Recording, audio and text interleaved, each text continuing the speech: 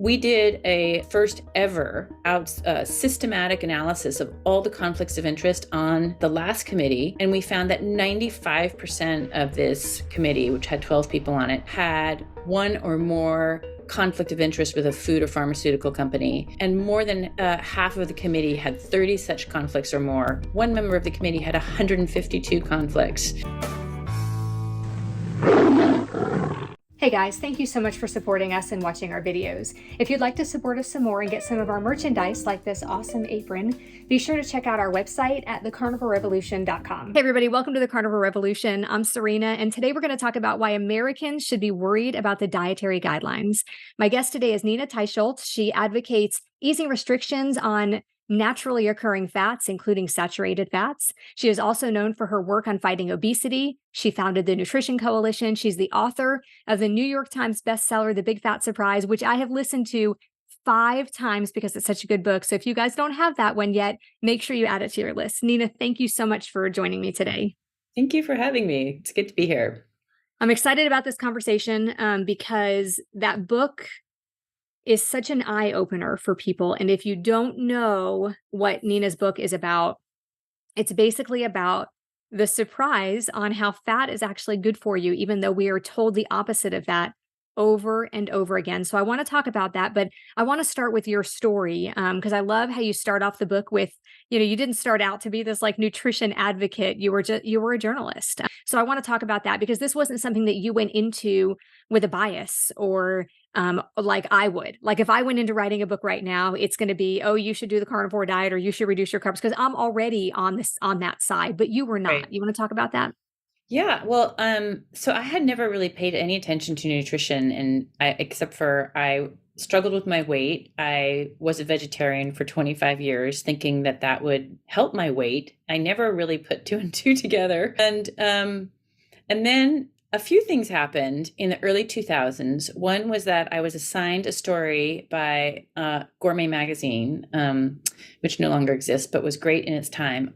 The story was on trans fats, and I started doing research on trans fats, and I would call up these scientists, and they would tell me stories like, this one woman who was researching trans fats and finding out they weren't so good for your health after all, she said, these industry scientists would stand up at meetings and heckle me. And then I would talk to the scientists and they're like, oh yeah, we're paid by the industry to do that in order to protect our product. I mean, they didn't put it in those terms, but that was basically their story. And then the woman said, and then the margarine industry representative visited me at my office and tried to get me to pull a piece from a journal. I mean, just a number of stories that were so outrageous and completely really mind-blowing for me in terms of like my understanding of science. My father's an engineer. I grew up in this household of rational discourse and dialogue and appreciation of logic, and that's the way I thought science worked. Hypothesis, counter, thesis, counter thesis. And it turned out that there was just this rampant misbehavior, bullying behavior, influenced by industry. And I just thought, wow, there's such a story here. And in addition, if I started to ask anyone, remember the early 2000s, about the low-fat diet maybe having not good outcomes, because that had also become part of my research on me. Like university scientists would hang up on me. That tells you, if you're a journalist, that there is a story there. I mean, there really was this big story. That my trans fat story turned out to be the most emailed, read piece in like recent history for Gourmet magazine. It's given a book contract. I was supposed to write a book about trans fats, but then lo and behold, I started doing the research. I discover, wow, we seem to have gotten it wrong on saturated fats. And my book was the first book to really compile all the arguments all together about why saturated fats had been unfairly villainized, right? Why seed oils are bad for you. My book was also the first time that anybody had put together the research and tell the story about, the fact that seed oils are oxidized easily and are inflammatory, especially when heated. So I think I actually introduced the term seed oils, which is now like everyone uses, which it's sort of amazing. And I really just tell the story of how we got these dietary guidelines and kind of the many, many stories about populations around the world that eat differently. People on high fat diets eating and being healthy. You know, the story of the Maasai warriors in Kenya. I mean, I pieced together all that research. So, I mean, it took a long time. I mean, it took me almost a decade to write that. Part of my realization also was that as I was starting out, I also had a job as a kind of part-time restaurant critic where we couldn't afford, we was a little throwaway newspaper and we couldn't afford to pay for the meal. So I had to just eat whatever the chef sent out to me. And in those days, what the chef thought was high quality food were, you know, foie gras and red meat and all kinds of luscious, textured, interesting dishes that I truly had never tasted before, and creamy sauces. I had been totally depriving myself of any food like that for decades. And I just couldn't get over how delicious they were. And I lost weight. Like I lost 10 pounds sort of without even trying. And I went to my doctor and he's like, wow, your cholesterol looks fine. So that also was like a personal realization and story. And so, you know, there was an intellectual journey and then there was this personal journey of changing the way that I ate. And, you know, I had 2 children during that time. My second pregnancy, I ate very differently than my first one. Yeah, and then that came out now almost a decade ago, that book. And then since then, I've been still writing, and we could talk about also doing a lot of work trying to change the dietary guidelines. So that's how I got into this. So let's break it down and talk about the Dietary Guidelines Committee. Why is it, like, break it down as if you're talking to somebody who doesn't know anything about this, who is not a conspiracy theorist? Because I feel like when I talk to people about this, they think that I'm just one of those people, like that I'm Right. making stuff up or I'm grasping at straws. But I want people to really understand and be able to see and connect the dots as to why the Dietary Guidelines Committee is not doing the job that they were created to do. Yeah. Okay. So I think the highest level point is that we have this nutrition policy in America that was launched in 1980 called the US Dietary Guidelines for Americans. It is incredibly influential. So all federal programs by law must follow these dietary guidelines. And even if you think like, oh, they don't affect me. If you've gotten any advice over the years to eat more fruits, vegetables, whole grains, lean meats, low fat dairy, nuts, seeds, that is the dietary guidelines. So they're coming to you through one of the ways in which they're influential is they're downloaded through the doctors, nutritionists, dietitians, nurses, and all of them follow the guidelines. And if And they, this goes deep. This is schools, the military, nursing homes, hospitals. This is so right, if you think it doesn't affect you, it does, right? it truly affects you. Yes. Any kind of food assistance program is following the guidelines or, you know, largely following the guidelines. If you're getting assistance, women and children's assistance, food assistance programs, but it also affects the back of the package labeling in all foods. So like that's what the guidelines is when all meat started to be bred to be leaner. You know, you used to be able to get regular ground meat in the store. Now it's all lean. Pork is all lean. All of that started with the guidelines. Everything is keyed to the guidelines. So, when I realized this, I didn't really quite understand it until the 2015. They come out every 5 years. 2015 guidelines came out, and I was like, let me look into this. My book had just come out, and I read this 480-page report, and I was like, I had at that point read thousands and thousands of scientific studies, and I thought this is possibly the worst piece of science I've ever read. And what's more, none of the clinical trials that make up the foundation of our nutrition understanding, none of those trials were in this report or had ever been reviewed in these guidelines. So I ended up writing a story that was a cover story for the British Medical Journal, which is one of the top medical journals, and that caused a huge stir. And there were a long list of scientists who wanted that retracted. It was not retracted. Okay, so part of the guidelines process is that there is this expert committee that is supposed to overwrite the science, and that's the group that writes that expert report. And they are so it's a highly biased group. Like in the current group that are looking at the science supposedly for the guidelines that are coming out in 2025, you know, it includes Christopher Gardner, a 40-year vegan who is, you know, highly biased, for not even for health reasons, because he believes in this, because he believes in animal rights and, better for the planet. I mean, he's a vegan. They don't have anybody on that panel who is promotes the importance of animal source foods, and that has historically kind of been the case.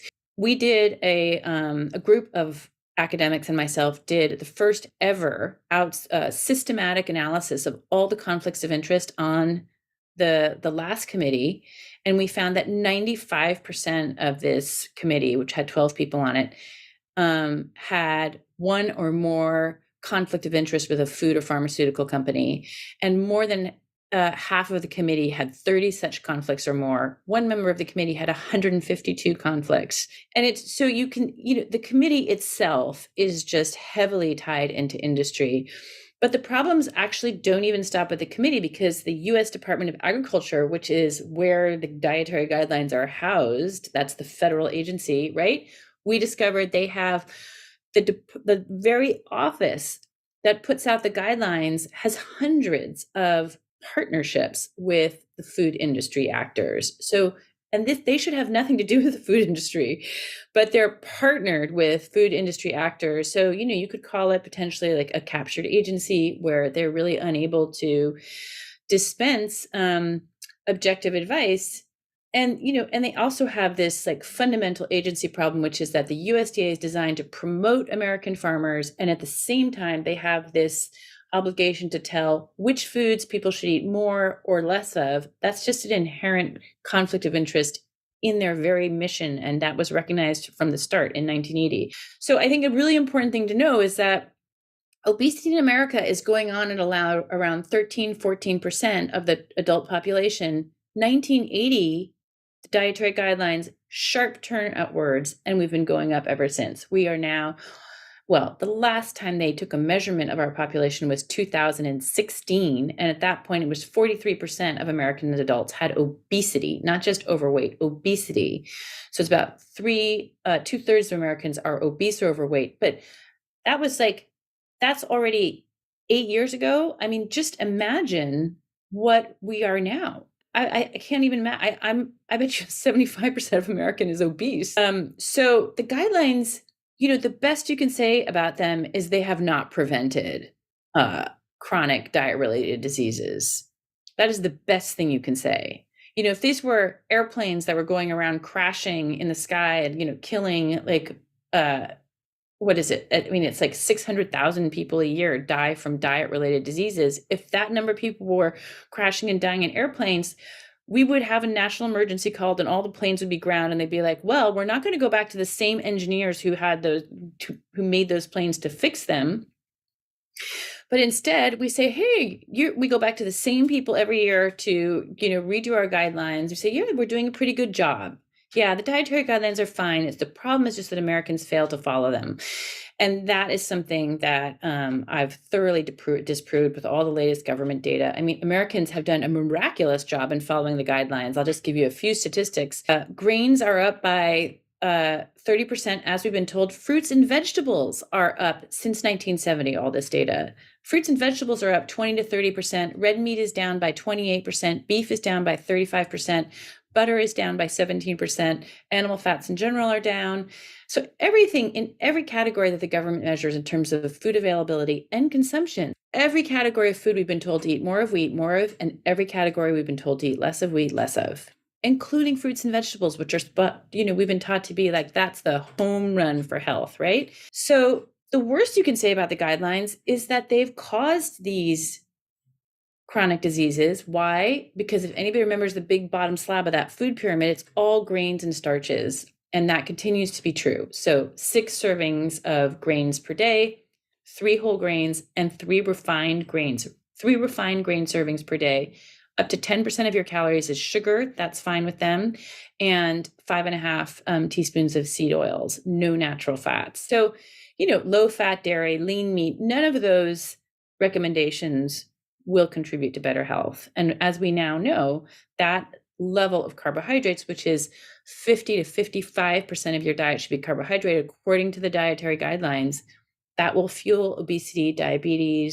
You list the diseases, they all cluster together, as we know. And I feel like this is going to get worse because what's happening is the kids are in school, especially the kids who can't really afford, the good, healthy foods at home. They're being fed almost exclusively by the school system. And we are creating their taste buds for the future when they're young. And so what's about to happen is these kids who, for the last 15 years, have been in the school system and have been eating those foods, we have shaped their taste buds. Now they come out of school and they become adults. They're going to be included in those adult, percentage numbers of people that are obese, and they are accustomed to eating those carbohydrates and all processed foods, because let's face it, almost none of the food that gets served in the school system is whole natural foods. Almost No, none of it.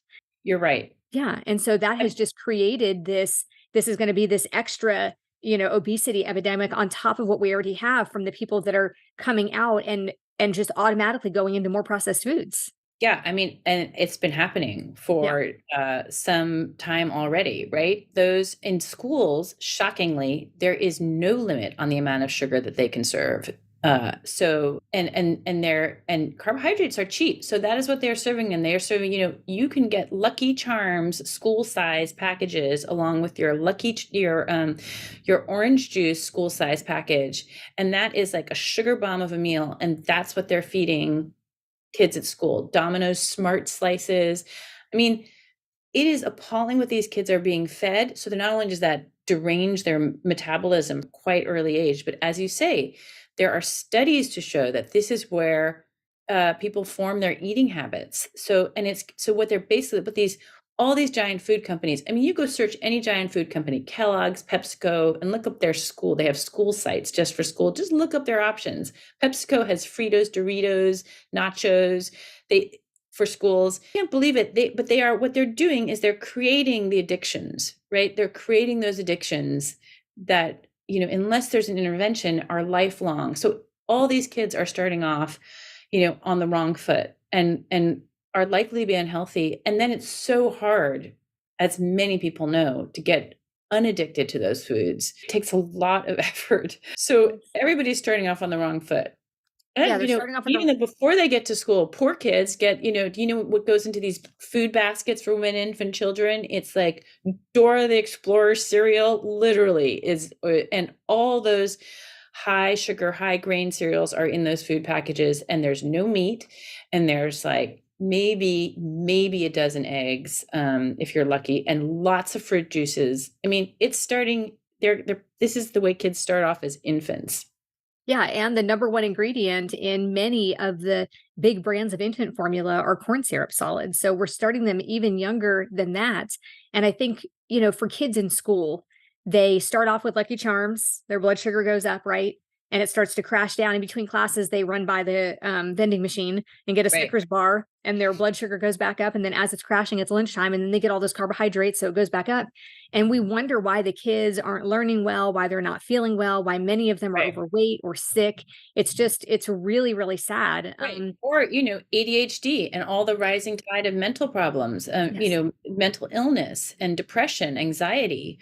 Like, there are now studies showing that, depression is reduced, anxiety is reduced when you go on a lower carbohydrate diet. All of those measures improve dramatically. And yet instead we medicate our kids, which really speaks to the entire model of health in our country, which is that everybody is taught doctors are taught, and everybody is taught, like, you when somebody's not well, you give them a pill or a drug or device. I mean, that's what you do. You do not even consider changing their nutrition. Oh, and that's what doctors have been taught. And that's because pharmaceutical companies control medical education, and they control the medical journals, and they advertise in them. And the whole system is really flooded by advice from pharma.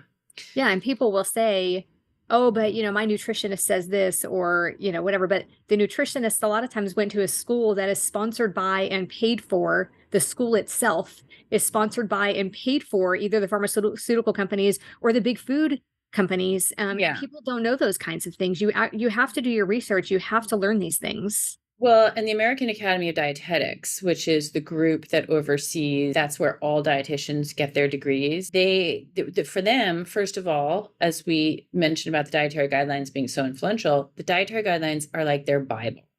And that's what they teach in all their classes. And the whole organization, there was an excellent report documenting this, is funded largely by ultra processed food companies. So there are multiple levels of problems there. I mean, to me, when I was starting out my work, I really thought the main issue are these guidelines because the expert advice is wrong, right? And it pains me that people try really hard to follow this expert advice. They work hard to try to be healthy, and it fails them because it's designed to fail, or it's never been shown that it works. And so, I mean, there's no clinical trials that have had any success with the dietary guidelines, just tiny little benefits. I mean, let me just tell you two factoids on this because it's pretty interesting. But before I go into that, I mean, I just want to conclude that thought, which is that people have really been unfairly blamed for their health problems and their weight problems. A lot of people try hard, but failure is built in to all of their doctors, nutritionists, and dietitians' advice. It's just built into it. And that's really sad because then people, there's kind of a learned helplessness around diet, and the doctors are, feel like diet is not a good option, even though they'll pay lip service to it because they don't see anybody being successful on it. I mean, it's their fair evaluation. Like, we think doctors are the problem, but doctors are they're taught the wrong advice. And then they see the advice doesn't work, and then they're like, well, all diets are kind of equally useless. Right. So here's the bill. Yeah, and a good example of the U.S. Dietary Guidelines Committee issue is Fatima Stanford. She was recently appointed. I think it was this year. She was appointed to the U.S. Dietary Guidelines Committee, and she's an obesity expert. She's a doctor, and she says that obesity is genetic. She was minutes, and she says that obesity is genetic. She doesn't believe that it's a learned behavior. Like it's not.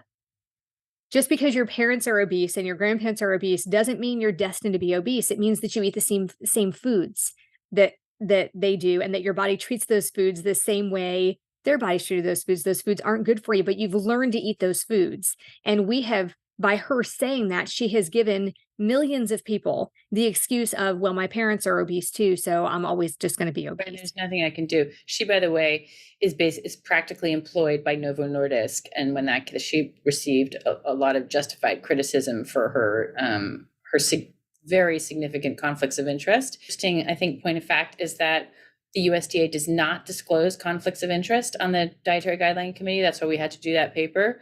There was actually Senator Chuck Grassley tried to force the USDA to disclose conflicts of interest. They put out a list of all the conflicts, but they didn't attach it to names, which is like unlike any disclosure anybody, it's just a completely non-standard disclosure. Senator Grassley said we need to stop work on the dietary guidelines until the conflicts are properly disclosed, but he really couldn't get other members of the House to back him up on that. So that's sort of fallen That's through. because they're all being paid by the same companies. Either they have, I mean, when I was walking around Congress and talking to members in their offices, it really became, you could see the eyes glaze over if they were like, say, from a wheat state or a sugar, a state that produces sugar, or or if you mention you might reduce their pharmaceuticals, I mean, which, pharma gives to every single member of Congress. So, and you could just see like, oh, they're so excited about solving disease until you mention anything about reducing carbohydrates, and then they're just like, their eyes just, you could see them just disappear. So I mean, it's really difficult. But just getting back to your point on genetics, I mean, I think like this simple observation that 100 years ago all of these diseases were extremely rare. It's one of the things that I researched in my book.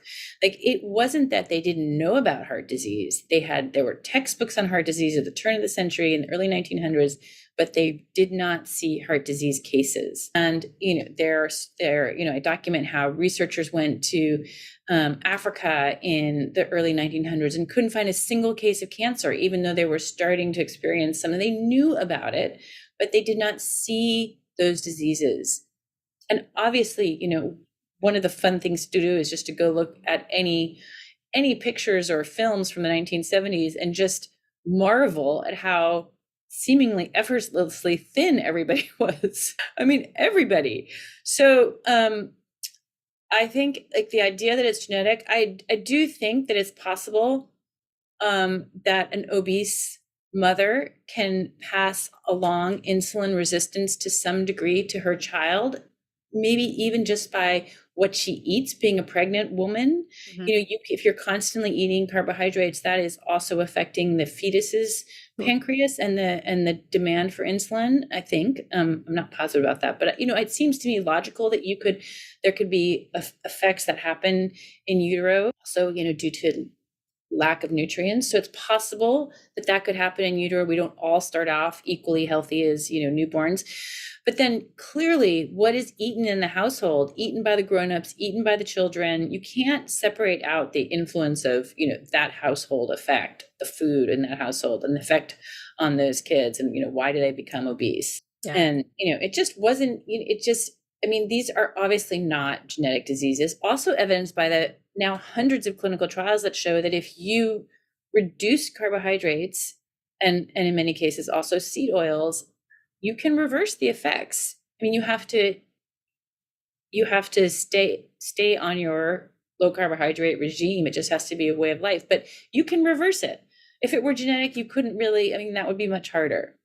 Yeah, and a keto diet gets a bad rap because of all the keto junk food. Like when you see a package at the store that says keto approved, there is no organization that is approving foods to be keto. So if it comes in a package like that with a bunch of ingredients, don't buy it just because it says keto on it. When we're talking about a low carb diet, we are talking about whole foods. We're talking about the non-starchy or extremely carby, and sugary fruits and vegetables. We're talking about whole foods, the lower sugar fruits, the non-starchy vegetables, and lots of really good healthy meat and fat. That's good. That's what I would say too. I've been on keto, I've been carnivore, I did, and I've been in this community now for a decade. And, what I see is a lot of variation. There's a real variation in people's responses. Some people just lose a lot of weight on keto. Other people need to go carnivore. Other people have to go zero carbs. Some people do better on a little more protein. Other people, especially women, I think of, a certain age, do better with a little more fat. But, there's such a range in people's responses. But the basic approach is reducing carbohydrates and, in my view, also eliminating seed oils, which do you no favors. And not having processed foods, keto or otherwise, in the kitchen. The one exception I would make to that is that, for kids, for people who are starting off the diet, you need to assume that you are going to have cravings and you need to prepare for them. And if that's, some kind of high quality keto bar or something that you make with almond flour or coconut flour and fake sugar or whatever, I think that is fine, because you have to plan for failure. It is not easy to come off food addiction, and you need to have something there at that insane, intense moment when you only have like 10 seconds before you're going to eat the Haagen-Dazs. Like, you need something in that moment. Yeah, right? I agree with that. Yeah. So let's circle back to your book and talk about Ancel Keys, because nobody knows who Ancel Keys is. And I think it's important that people know how this whole thing started. Your book was just, like I said, such an eye-opener that one person can have so much influence on something. And so Ancel Keys is the one who started this whole thing with fear of saturated fat and that we shouldn't eat as many animal products, right? He was a physiologist from the University of Michigan. And in the 1950s, he came up with this idea. Well, first it was total fat, and then he switched to saturated fat, that saturated fat and cholesterol clog your arteries, cause your serum cholesterol, your blood cholesterol to go up, clog your arteries. Like, you can imagine like fat in a cold stovepipe or something, just blocks it up and gives you a heart attack. So and that was called the diet heart hypothesis. He, as I discovered and, document in the book, he was this like extremely aggressive man, an outsized personality. He would argue anyone to the death. And he was just a very forceful person in the world. And he was able to raise a bunch of money from the US Public Health Service and go out and do something called the 7 Countries Study. And that became like I think the most important study, really, probably in the history of nutrition science. everything goes back to that study. The Mediterranean diet goes back to that study. I mean, it's been cited probably more than any other single study. It was on 7 countries in the US, mainly in Europe, but in the US and Japan, about 12,700 men, only men. And he looked at their diets and he looked at their blood cholesterol. I mean, it was very ambitious, and he was relentless in his passion and pursuit of this. And it was a miraculous undertaking, really, that he was able to, poor roads, poor equipment. He was able to do all this. But he had a very strong bias going into the study, and his point of view, which is highly scientific, unscientific, is that he should be right until proven wrong. I think if you know any basic thing about science, which is that all hypotheses should be considered unproven until you can gradually get up enough, create enough evidence replicated over time to say, well, maybe this idea can be supported as something that we might think is the truth. But that wasn't his approach. He was like, I'm right. And now I've just got to pull together some data to prove it to the world. So what he found were that the people eating the lowest amount of saturated fat, like the islanders on Crete, who became part of the blue zones, and that they seem to suffer from very low rates of heart disease. But here's some of the things that I found out about this study when I was researching it. One, he took a very non-statistically significant sample of the population when looking at diet. So it's only 3.9% of the men did he sample what they were eating, which is not nearly enough to really be statistically significant. And that meant in every place he went, he was only looking at 30, 35 people. On the island of Crete, the founding population of the Mediterranean diet, all the Mediterranean diet goes back to these 30, 33 people. So that's just it's not significant. It's not reliable. He also, it is fair to say, although some of his study co-investigators are still living and they really hate this criticism, but it is fair to say that he cherry-picked his studies. He had done earlier pilot studies all over Europe, I discovered, and knew that, say, if he went to France, where they were eating a lot of omelets and saturated in butter, that he was not going to be able to confirm his hypothesis. Whereas if he went to war-torn countries like Italy, Yugoslavia, Greece, where their food systems had been disrupted, where earlier they had been eating more animal foods, but now were surviving on lesser foods, those people could prove his hypothesis or could support his hypothesis. So he cherry-picked his countries. And also, one of the amazing things I discovered was that he went to, again, Crete, those islanders. One of the 3 periods that he went to examine them, this week-long time he spent there, it was during Lent. Very strict Orthodox Christian Catholic Lent that is observed there, with no animal foods whatsoever, meaning that he undercounted the amount of saturated fat that they were eating. Anyway, that study came out it was published by the American Heart Association in, these standalone issues. It was a huge publication that came out in 1970. And it basically, nobody had the data to contest it. And one of the people I interviewed just said, this was a quote that was in Time magazine. Ansel Keys was on the cover of Time magazine after this study came out. It just propelled him to the absolute top of the expert hierarchy. It gave him command over, NIH and the American Heart Association. And doctors quoted in that Time article saying, well, a lot of us disagree, but, he's got all these, he's got nearly 13,000 people in his study. None of us have any kind of data like that. And, because it was the infancy of nutrition science. So he was able to get in very early, steamroll over all the opposition and get his hypothesis adopted first by the American Heart Association in 1961, but before his study had even come out. And, from that time on, it just grew to be the giant behemoth that it is today. And it's just impossible to reverse. It's so institutionalized, and there's so many financial interests that are dependent upon this hypothesis being true. It seems, no matter how much data comes out to the contrary, which is this much data, it cannot be dislodged. Yeah, I think part of that is when you think about what it would take to undo this, when it involves the schools and the military and the hospitals and the nursing homes and all the places that set their foods or have to set their foods based on the US dietary guidelines. Can you imagine what it would be like to have to redo all of that? The deliveries at the schools, Yeah. I mean, all of that would be a nightmare to do. Well, And just makes you wonder, like, even if they did realize, oh, maybe this is a problem, maybe this is wrong, how would they even begin to fix that? So I think I just hope I hope it's not stuck. I hope it's not stuck forever.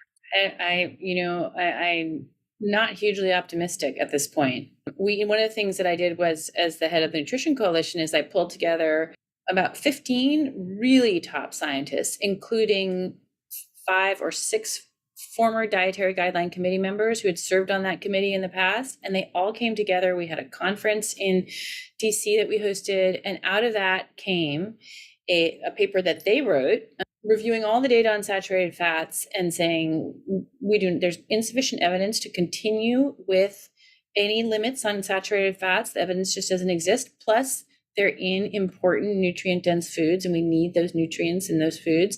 That article was published in the Journal of the American College of Cardiologists, one of the most prestigious, influential journals in the world. And the editor-in-chief of the journal said it selected it as one of the top 5 publications of the year.